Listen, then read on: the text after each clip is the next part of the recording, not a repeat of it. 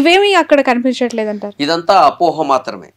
అమాయకులైన జన సైనికులు అపోహపడుతున్నారు. మీడియా కొన్ని మీడియా సంస్థలు ఇన్ఫ్లుయెన్స్ చేస్తున్నాయి. బెట్టింగ్ రాయళ్ళు బెట్టింగ్ కోసం చేస్తున్నారు తప్ప రియల్గా మేము చూసిన గ్రౌండ్స్లో చూస్తే అది ఏ విధంగా ఎందుచేతంటే నాట్ ఓన్లీ వంగా గీత గారు పవన్ కళ్యాణ్ కాపు అంటే ఇద్దరు కాపులే. ఇకపోతే ఎవరు ఫెమిలియర్ అంటే ఆవిడ ఆల్రెడీ వర్క్ చేసి ఉన్న ఆమె అందరికీ సుపరిచితురాలు. సో ఆమె పర్సంటేజ్ ఆఫ్ వ్యూలో చూస్తే అందరితోటి మమేకమై ఉంటుంది. చాలామంది ఏమన్నా పవన్ కళ్యాణ్ గారు ఇవాళ వస్తారు వెళ్ళిపోతారు తప్ప తర్వాత ఆయన అందుబాటులో ఎక్కడ ఉంటారు ఇప్పుడే కలవడానికి ఉండలేదు అని ఇది ఒకటి ఉన్నది. ఏ విధంగా చూసినా గ్రౌండ్ రియాలిటీ మాత్రం అది లేదు. సో బయట దేశాల నుంచి వచ్చి ఏదో సినిమా ఫేవరిజంతో తప్ప ఊహించుకోవడం తప్ప అంత లేదు. అలాంటి పరిస్థితులు అయితే మరి లాస్ట్ టైం 2 సార్లు ఓడిపోయారు కదా, అదంతా ఒకసారి ప్రూవ్ అయిపోయింది కదా. ఇట్స్ ప్రూవెన్ రిజల్ట్ అది. సో దాన్ని తారుమారు చేసేస్తూ లక్షల మెజారిటీ వచ్చేస్తుంది అనేది యాదృచ్ఛికం, అది కాదు, జరగదు అది. రైట్. ఓవరాల్ గా ఏపీ సిచ్యువేషన్ ఏంటంటే ఇంకా ఎగ్జిట్ పోల్స్ కి ఎన్నో రోజులు లేదు. మరి కొన్ని అఫ్ కోర్స్ లెక్క పెడితే గంటల్లో బయటికి రావాల్సిన రిజల్ట్స్ ఇవి. మీకేమనిపిస్తుంది ఓవరాల్ గా అవుట్లుక్ ఆఫ్ 125 పార్లమెంట్ సెగ్మెంట్స్ కి సంబంధించి ఎంత ఫిగర్ మీరు అనుకుంటున్నారు, ఎంత ఓట్ ఆఫ్ పర్సంటేజ్ వీళ్ళకి ఫేవరబుల్ గా ఉంది అని యు ఆర్ అజ్యూమింగ్? ప్రభుత్వ వ్యతిరేకత ప్రతి గవర్నమెంట్ కి ఎప్పుడూ ఉంటది, అది సర్వసాధారణం. అది ఏంటంటే ఆ లిమిట్స్ ఎలా ఉంటాయంటే ఏదో 2% నుంచి 10% మ్యాక్సిమం ఉంటుంది, అంతకు మించి ఉండదు అది ఎప్పుడు కూడా.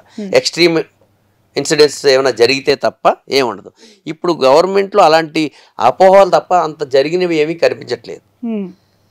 ఇక్కడ 2 రకాలు, ఇక్కడ ఎవరు YSR, other major Chandrababu Naidu plus Pawan Kalyan గారు.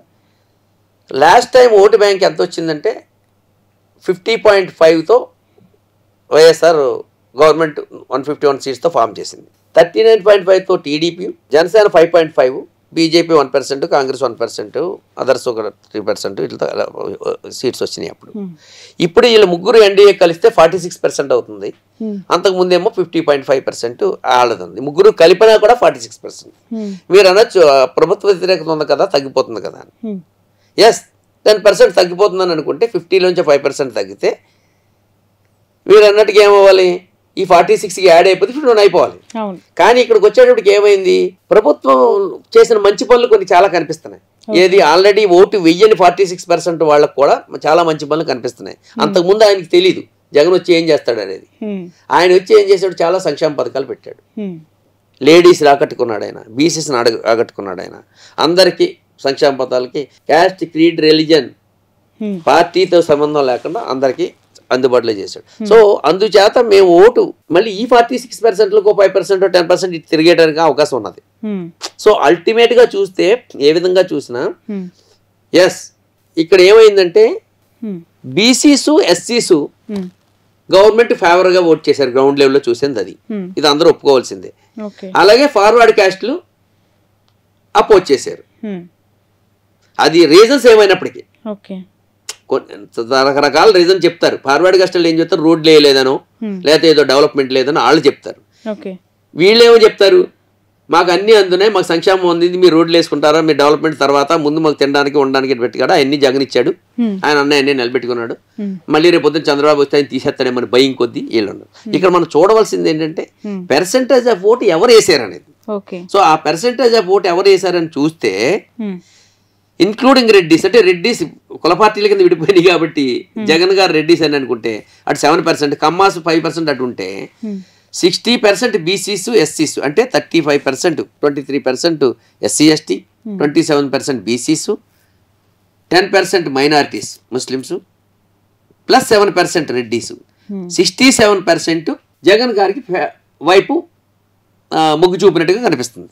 అది ఎంత పర్సెంటేజ్ అనేది చూద్దాం. At the same time other side ఏమైందంటే 5% కమ్మాసు,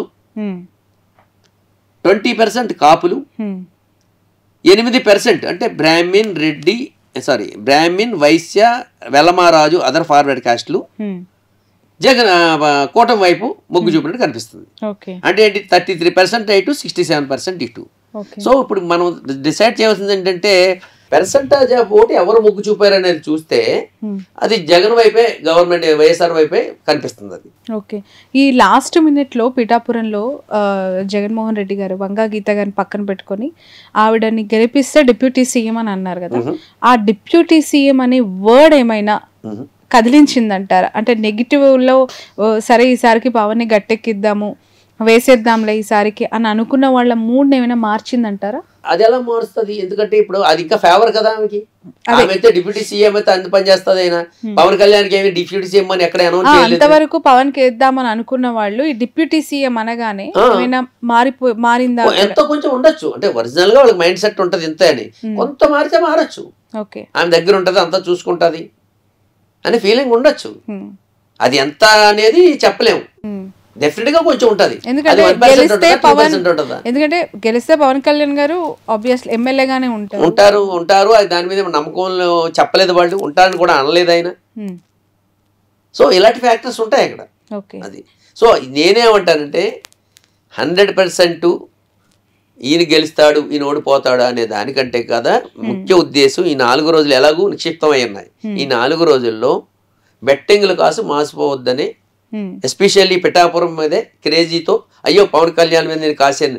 ఈ యంగ్స్టర్స్కి ఎలా ఉంటుందంటే నేను పవన్ కళ్యాణ్ గారి మీద కాశాను, నేను గెలిచాను, లేదా పవన్ కళ్యాణ్ గారి ఓడిపోయి, ఇలాంటి క్రేజ్ రావాలనే ఫీలింగ్తో కూడా యూత్ ఉంటారు. వాళ్ళు మోసపోవద్దని చెప్పడం కోసమే నేను ఈ వీడియో. ఓకే, ఓవరాల్గా మీరు ఇన్ని రోజులు చూసారు కదా అక్కడ పాలిటిక్స్ అంతా కూడా, ఒక ఫిగర్ ఇవ్వాలి అనుకుంటే వైసీపీకి ఎంత ఫిగర్ ఇస్తారు? అదే గెలుస్తుంది 100% అయితే వైసీపీ గవర్నమెంట్ వస్తుందని, అంటే పార్టీలకు అతీతంగానే చెప్తున్నాను. ఎందుకంటే 67% వైఎస్ఆర్కే మొగ్గు చూపారు. దానికి ఫ్యాక్టర్స్ ఏంటంటే ఆయన చేసిన సంక్షేమ పథకాలు. ప్రతి గవర్నమెంట్లోనూ pros and cons, merits demerits ఉంటాయి. కానీ ఇక్కడ వచ్చుకొని మెరిట్స్ ఆయనకి ఎక్కువ కనిపిస్తున్నాయి. ఆ మెరిట్స్ ఏంటంటే సంక్షేమ పథకాలు ఇంపార్టెంట్. సంక్షేమ పథకాలు రాని వాళ్ళు, సంక్షేమ పథకాలు అవసరం లేని వాళ్ళు మా రావనుకున్న పర్సంటేజ్ పీపుల్ తక్కువ ఉన్నారు. వాళ్ళు ఎంత గొడవ చేసినా సంక్షేమ పథకాలు వచ్చిన వాళ్ళు ఖచ్చితంగా గవర్నమెంట్కి ఓటేస్తారు. వాళ్ళు ఎక్కువ పర్సంటేజ్ ఆఫ్ పీపుల్ ఉన్నారు. కాబట్టి గవర్నమెంట్ రావడానికి అవకాశం ఉంది. 2, ఇదే సంక్షేమ పథకాలు ఇక్కడ క్రెడిబిలిటీ ఆఫ్ ది లీడర్, ఇదే సంక్షేమ పథకాలు చంద్రబాబు నాయుడు గారు లేదా ఎన్డీఏ ఆ కూటమి కూడా ఇవ్వచ్చు కదా అని మీరు అనొచ్చు. కాదు ఆయన ప్రూవ్, ఇంతకుముందు గతంలో ఆయన ప్రూవ్ అవ్వలేదు. ఆయన నమ్మించలేకపోయాడు పబ్లిక్ని. ఇప్పుడు ఏమనుకుంటున్నారంటే ఆయన మళ్ళీ ఇస్తాను నేను అన్నా. ముందు ఆయన ఏమన్నాడు, ఆయన ఈ ఇచ్చిన పథకాలు మంచివి కాదు, నైజీరియా అయిపోద్ది, అదైపోద్ది, బీదదేశం అయిపోద్ది, అది మంచిది కాదని చెప్పాడు ఆయన. సో అది కూడా నెగిటివ్గా పనిచేస్తుంది. ఒకసారి చెప్పిన మాట మళ్ళీ రెండో విధంగా చెప్తే నమ్మకం పోద్ది మనిషి మీద. అది ఆయన పోగొట్టుకున్నాడు. ఆయన వీడు మళ్ళీ నేను డబ్బులు ఇస్తానన్నా కూడా ఆయన నమ్మట్లేదు.